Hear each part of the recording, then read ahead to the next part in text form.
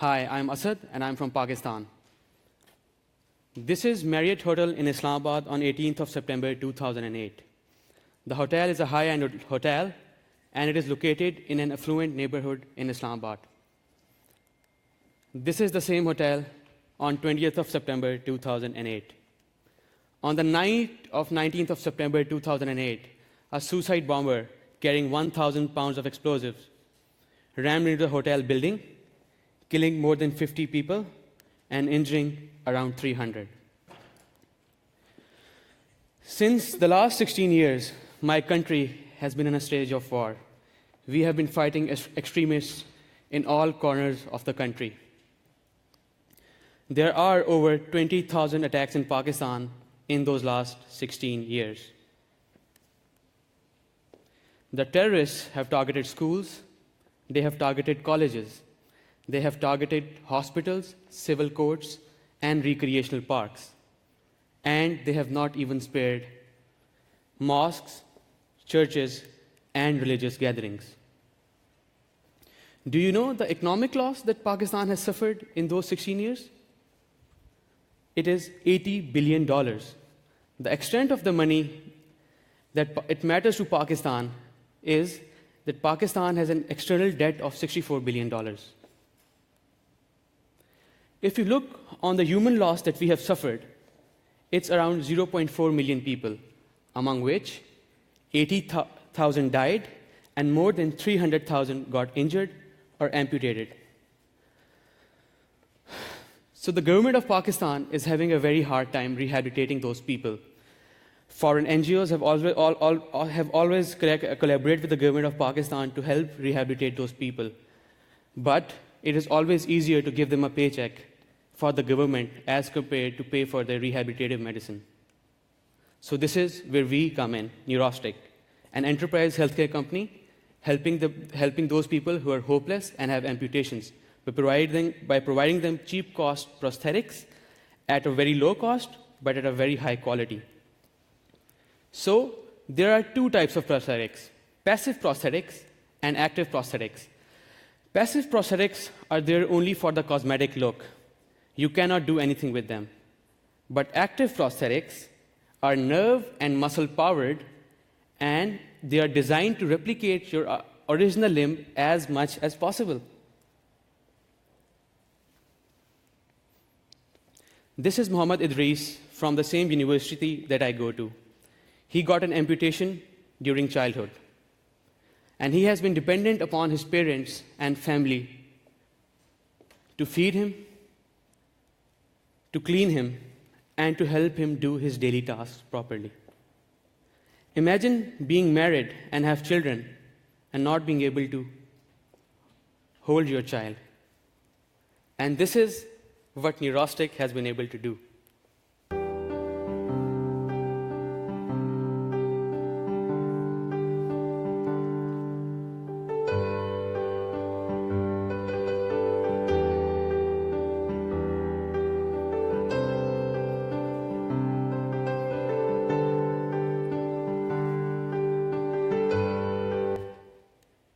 So the quality of life is increased drastically.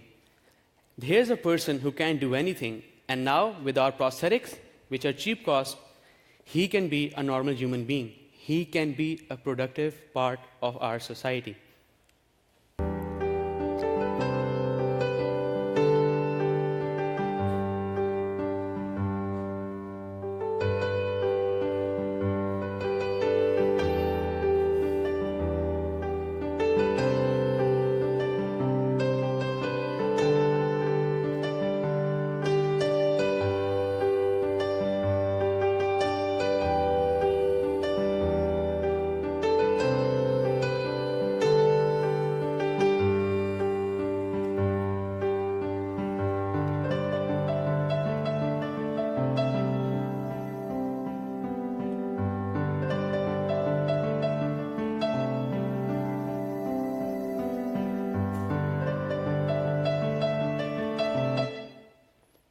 So now I have told you how this prosthetic works, but how have we created them? So this is me holding the same prosthetic arm, in which I'll put my fingers on the muscle-powered sensors that will be able to run those fingers off the arm. So this is me trying to activate those muscle signals on the prosthetic arm, and this is how they can function and are made to replicate your normal limb as much as possible. So our solution is affordable, it's viable, and it's scalable. Furthermore, the only reason that we are able to compete with our competitors from the Western Europe and the US is that we provide prosthetics at a high quality and we decrease the cost by 80%. So, with the price of just one leg that you used to get before, you can now change 10 lives. So let's focus on the prosthetic market. There are about 12.535 million amputees in the world, and the amputee population is projected to increase by 5% each year due to diabetic population, natural disasters, and suicide and normal terrorist activities. And the market size is just 1.62 billion. If you can relate that why the market size for 12.3 million amputees is just 1.62 billion, is that 90% of the amputees in the developing world cannot get a prosthetic arm because it's too expensive. So right now, the solutions that were available in Pakistan costed about $35,000 for the muscle-powered arm and $60,000 for the muscle-powered leg. And then we reduced it to this.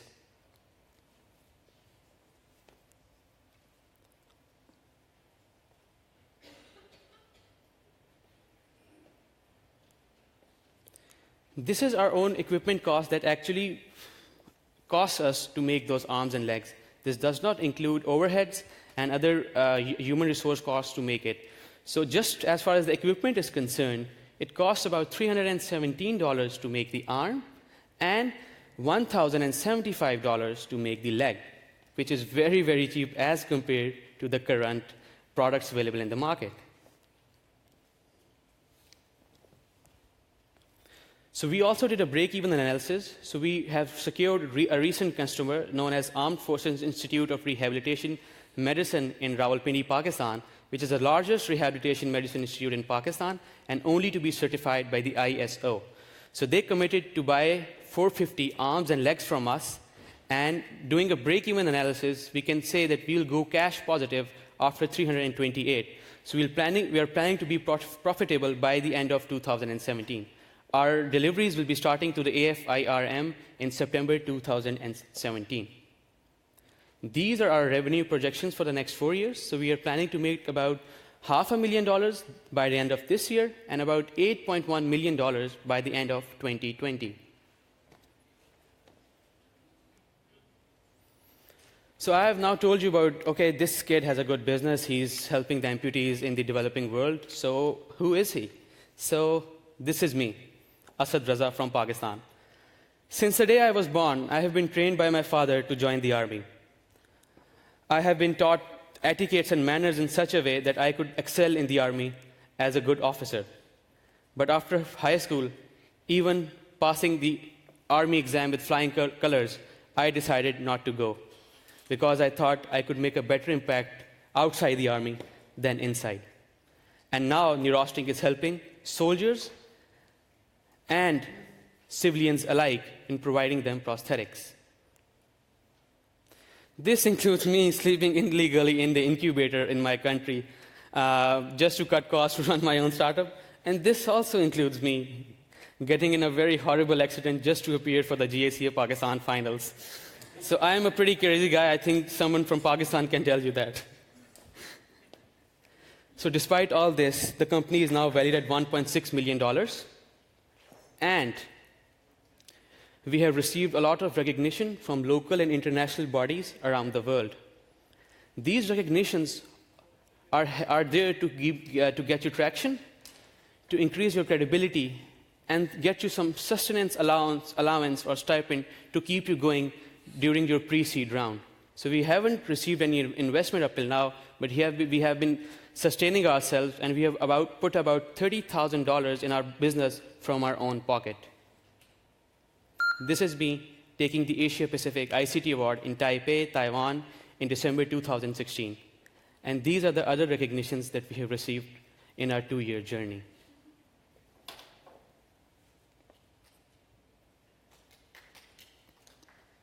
So this is me, Muhammad Asad Raza from Pakistan.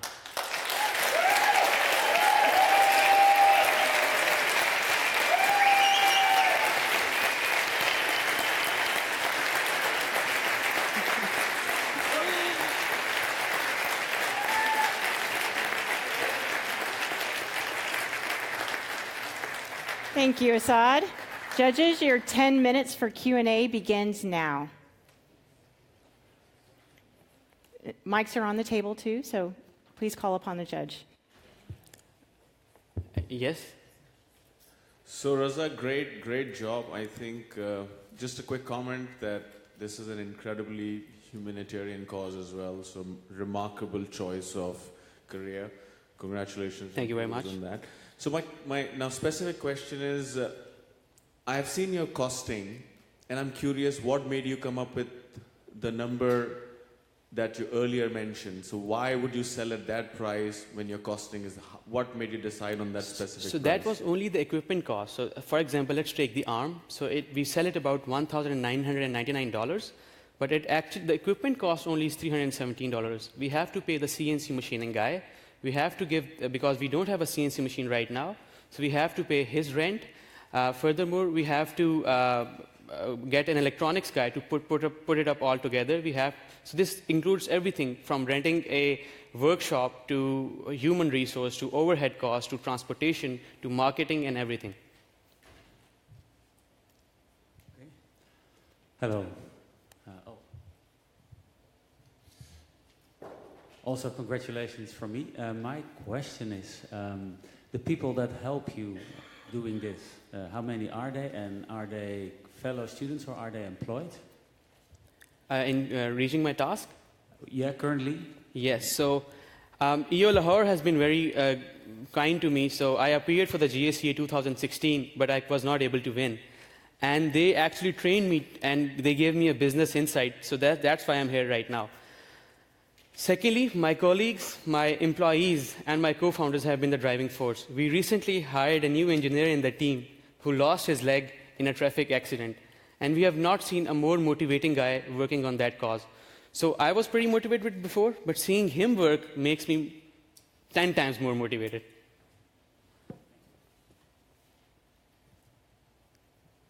Hi, this is Rainer from Ashoka. Hey. We specialized in selecting the most outstanding social entrepreneurs around the world, and you clearly fall into that category. So, congratulations to what you're doing. People like you that change our countries. Thank you I have very a more much. personal question. If you look back on your own story or your own history, what is the one person that you owe most of your success except yourself? So I have a number of people that I would like to thank. So one of them is my father, who has been supporting me. So I am actually putting my own money into this up till now, except for a few money that I got from the EO Lahore after winning the GSEA. So he has been giving me sustenance allowance, my rent of living in an incubator. But I actually used to use that rent to put in the company, and I started living for free in the incubator. I hope he's not watching the Facebook Live. So then Mr. Shoaib Malik from EO Lahore has been really motivating. So I think he knows me more than I know myself. So EO has been life-changing for me. So. Yes? Congratulations again, Dave Anderson. All businesses face many, many challenges. Tell us a little bit about the biggest challenge you faced getting to this point today and how you overcame it. So the biggest challenge that I face is finding the right people who have the same motivation as me in working in the same cause. Because in startups, you actually pay a sustenance allowance to your employees, and everyone is receiving some part of the stock, right? So I want people to understand the concept of the stock and get the same motivation that I have in working in the idea, because everybody just looks at the money that we give them by the end of the month. So the biggest challenge is finding the people that are at the same level of motivation than me like me. So we recently hired another embedded engineer that I've already told you about. So he lost his leg during a traffic accident. So getting him into the team was revolutionary because now we're getting all of the students from the university to come work for us. Thank you. Hi, I'm Andrea from EO Chicago. Can you tell me what your core values are and how they're exemplified in your business? So my core values are working every day like it's your last day in life, and learning something new every day. So I was during the Pakistan finals of GSEA 2016. I was a pure techie. So I would talk like, okay, my algorithm is better because that's 87.66% more accurate than the previous algorithm. But now, getting to learn a new thing every day, I now know accounting, I now know commerce, business, entrepreneurship, and other. So because of my thirst of learning, I have gotten a command on a diverse set of subjects. Thank you so much for sharing with us. Very inspiring. What about the global players like Usher and Autobook? Have they knocked on your door? No, so we are only based in Pakistan, and we are only targeting the developing world. Because, as I've already told you, we cut the cost by 80%, but we, in some cases, cannot go to Autobox technology advancement because they're a very big company and been operating since World War I. So we are basically focused on helping the developing world, Pakistan, Syria, Iraq, and other developing worlds that have trouble in it.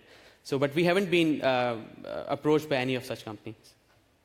Okay, thank you. But what about the competition for them? They also have a lower level entry. But that are passive prosthetics. So their passive prosthetics are more expensive than our active prosthetics. So this is where we come in. So passive prosthetics they're just for the cosmetic reasons. They cannot do anything. So this is how we compete with them. Thanks. Hi, my name is Ivan Ting. I would just like you to maybe reflect on yourself and tell me what kind of personality traits that you have that you think will help you in your business. I am very persistent. So I have started this business exactly on 15th of August 2015. I know the exact date. So it has been a sinusoidal wave for me. Some days are very good, some days are very bad. Some days are just like any other entrepreneurial journey. But despite all this, I rejected a few job offers and I have been working on this for the past 2 years. So the trait that separates me from all my other peers is that I'm very persistent. And if I get my mind to something, I make sure that I get it done. Yes?